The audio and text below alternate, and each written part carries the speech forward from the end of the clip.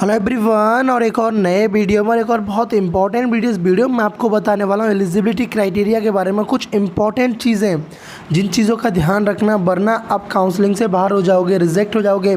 आपका कौन सा सब्जेक्ट ग्रुप था, आपको पीसीबी सेलेक्ट करना था या एबीसी सेलेक्ट करना है, काउंसलिंग में क्या करना है, वो सब कुछ इस वीडियो में बताने वाला हूँ। 12th में क्या होना चाहिए था, काउंसलिंग में क्या होना चाहिए, वो सब बताने वाला हूँ। तो वीडियो को लास्ट तक देखना। अगर आपको वीडियो अच्छा लगे तो वीडियो को लाइक करना और चैनल को ज़रूर सब्सक्राइब करना, क्योंकि इस चैनल पे मैं आपको सभी टाइप का इन्फॉर्मेशन प्रोवाइड करता हूँ। जैसा कि आप देख रहे हो, मैं आईसीआर की काउंसलिंग से रिगार्डिंग हो, सीयूटी काउंसलिंग से रिगार्डिंग, और मेरा आईसीआर यूनिवर्सिटी इनसाइट सीरीज, जिसमें हर एक यूनिवर्सिटी के बारे में डिटेल्स वीडियो आते हैं। मैं बताऊँगा कि आप कैसे चॉइस फिलिंग करोगे जिससे कि आपके मैक्सिमम चांसेस हो कॉलेज मिलने का। तो देखो, यहाँ पर आपको डिफरेंट टाइप के कोर्सेज आपको नज़र आ रहे हैं। जैसे देखो, agriculture, horticulture, fisheries, forestry, community science, food and nutrition, dietetics and sericulture and BTech, agriculture engineering, BTech, dairy technology, food technology, biotechnology और नेचुरल फार्मिंग। अब ये सब कोर्सेज तो दे रखे, लेकिन इनमें एक चीज़ इंपॉर्टेंट चीज़ क्या है, इंपॉर्टेंट चीज़ है कि आप किस कोर्स के लिए एलिजिबल हो, वही कोर्स को आपको पुट करना है। उससे भी ज़्यादा इंपॉर्टेंट है कि कौन सा सब्जेक्ट ग्रुप आपका 12th में होना चाहिए था, किससे आपको एग्ज़ाम देना चाहिए था या किस एग्ज़ाम से आपको देना चाहिए था, देन काउंसलिंग में किस सब्जेक्ट ग्रुप से अपीयर होना चाहिए था। अगर वो सब्जेक्ट ग्रुप भी आपका नहीं है तो आपको क्या करना चाहिए। तो देखो, चलो मैं आपको बताता हूँ जो ऑफिशियली बताया हुआ है। ये देखो, general eligibility criteria to appear CUET appear होने का, लेकिन इसमें कुछ चीज़ें काउंसलिंग से रिगार्डिंग बहुत इंपॉर्टेंट दी गई। देखो, ध्यान से सुनना। ये देखो, लिखा हुआ है, तो candidate should have pass the qualifying examination 12th standard with at least 3 subject. देखो, आईसीआर के लिए वही बंदा एलिजिबल है, इस चीज़ को अपने दिमाग में, जिसने physics, chemistry, biology, physics, chemistry, mathematics या एग्रीकल्चर, बायोलॉजी, केमिस्ट्री, उसके पास ये कोई 3 सब्जेक्ट ग्रुप का कॉम्बिनेशन हो, उसके पास उसने जनरल टेस्ट दिया हो या कोई और सब्जेक्ट से एग्जामिनेशन दी हो, वो एलिजिबल उस चीज़ के लिए नहीं है। ठीक है ना, ये चीज़ हुआ। उसके बाद में देखो, candidate who passed in subject different than, देखो, candidate who appear in subject different than one which he passed in 12th standard will not consider for counselling and admission will reject. अब इस चीज़ को ध्यान दें, सबसे इम्पॉर्टेंट पॉइंट है ये, ठीक है ना। सबसे इम्पॉर्टेंट पॉइंट है कि आपने, जैसे हुआ क्या है, कुछ स्टूडेंट ऐसे हैं जिनका 12th में था पीसीबी और उन्होंने आईसीआर में इसमें एग्ज़ाम दे दिया एबीसी। तो इसमें साफ साफ लिखा हुआ है, अगर आपने अलग से दिया तो आपको रिजेक्ट कर देगा, कैंसिल कर देगा। देखो, ये भी चांसेस बन सकता है, बट इसका भी एक सॉल्यूशन है। जैसे लास्ट ईयर भी सेम ऐसा ही था कि कुछ स्टूडेंट का अलग था, बट उनके लिए कैसा था, उसमें देखो, आईसीआर, पहली बात तो ये सुनिए, जो ध्यान देने वाली बात है मैं बताता हूँ आपको। जो आपका आईसीआर है, आईसीआर आपका एडमिशन रिजेक्ट नहीं करता है, इस चीज़ को ध्यान रखो। आईसीआर आपका एडमिशन रिजेक्ट नहीं करता है। जब आपको पोर्टल पे पुट करने का ऑप्शन आएगा कि आपका 12th में क्या क्या था, तो आपको क्या करना है, जो आपने एग्ज़ाम दिया है, लाइक एग्रीकल्चर से दिया है, ये दिया है, तो एग्रीकल्चर वालों को आपको क्या कर देना है, आपको कंपलसरी कर देना है। ठीक है ना, कि हाँ, ये मेरा कंपलसरी में था। और अगर आपके पास एग्रीकल्चर नहीं दिया था तो उसमें कुछ भी रैंडम मार्क्स आप पुट कर देना। ठीक है ना, आपको आगे के फर्दर प्रोसेस के लिए वो एलिजिबल कर देंगे। लेकिन अगर आपने कुछ ऐसी यूनिवर्सिटीज़ पुट कर दी, मतलब कि एबीसी के लिए जहाँ आप एलिजिबल नहीं हो, एबीसी वाले जहाँ एलिजिबल नहीं है, वो आपने पुट कर दिया, तो फिर भाई आपको वहाँ से बाहर निकाल देगा। आपको जो यूनिवर्सिटी जो आपको मिली होती है, यूनिवर्सिटी आपको बाहर निकालती है, ना कि आपको आईसीआर। ठीक है ना। तो देखो, पहली बात तो जिन्होंने मतलब अदर देन सेलेक्ट किया, जैसे पीसीबी के अलावा कुछ सेलेक्ट किया, तो थोड़ा सा सस्पेंस में वो है, लेकिन फिर भी अपन कोशिश करेंगे। जैसा कि मैंने लास्ट ईयर भी बताया था कि मैंने स्टूडेंट को एलिजिबल करवाया था, उनको बताया था कि इन चीज़ों को आप फिल करो। जो मेरे काउंसलिंग के स्टूडेंट थे, तो उनको भी मिला है उनको भी कॉलेज। ठीक है ना। अब देखो, नेक्स्ट वन कौन सा इंपॉर्टेंट वो है, The candidate must attempt only those subjects, at least 3 subjects in examination as per the choices given in an application form. They must exercise the choices very carefully. Attempting subjects different than choices application form disqualification for counseling.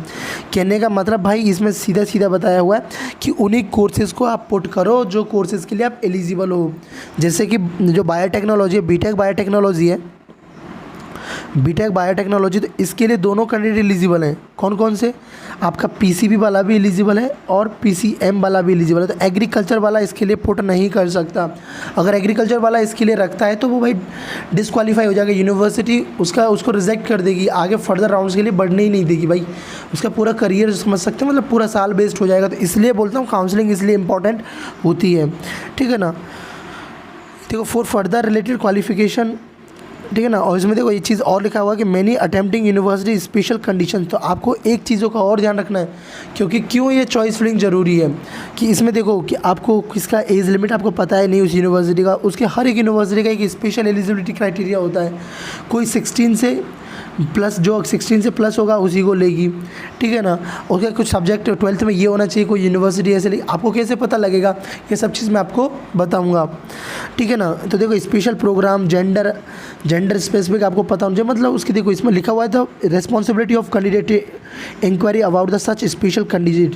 तो ये सब आपकी responsibility बनती है कि आप इन सब चीज़ों को देखें। तो इसलिए मेरा इस वीडियो को बनाने का मेन पर्पज़ था कि ये बहुत इंपॉर्टेंट एलिजिबिलिटीज़ क्राइटेरिया, कुछ स्टूडेंट इसको लेके ज़्यादा परेशान है सेकेंड नंबर वाले का। तो मैं बोलूँगा कि टेंशन मत लो। देखो CUET के अंदर तो आपको कोई दिक्कत नहीं है, CET के अंदर तो आप किसी भी सब्जेक्ट ग्रुप से 12th से हो या ना हो, आपके पास तीनों है तो आप वहाँ अप्लाई कर पाओगे। तो आपको मतलब एक होता है ना सेफ्टी पर्पज़ के लिए आपको CUET की जो यूनिवर्सिटी है उनके लिए ज़रूर अप्लाई करें आप लोग।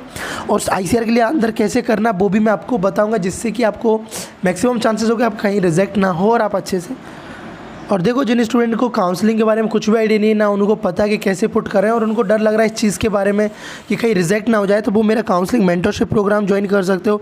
इस काउंसलिंग मेंटरशिप प्रोग्राम का फ़ी अभी तो आपके लिए केवल 599 रुपीज़ है। मे बी बाद में काउंसलिंग के टाइम पे फ़ी बढ़ के 999 हो जाए, इसलिए अगर ज्वाइन करना चाहते हो आप अभी ज्वाइन कर सकते हो।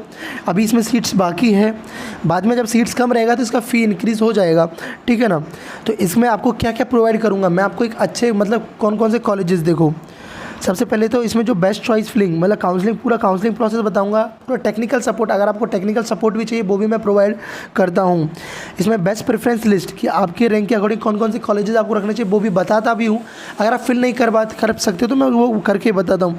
डॉक्यूमेंट्स वेरिफिकेशन, चैट सपोर्ट भी आप रहता है, कभी भी आप कॉल कर सकते हो, कभी भी पूछ सकते हो, ग्रुप में भी आप पूछ सकते हो, पर्सनली भी आप मेरे से इंटरेक्शन कर सकते हो, ठीक है ना। इसमें सब टाइप की काउंसलिंग में आपका हेल्प करूँगा, हर एक यूनिवर्सिटी के बारे में इन्फॉर्मेशन प्रोवाइड करूँगा।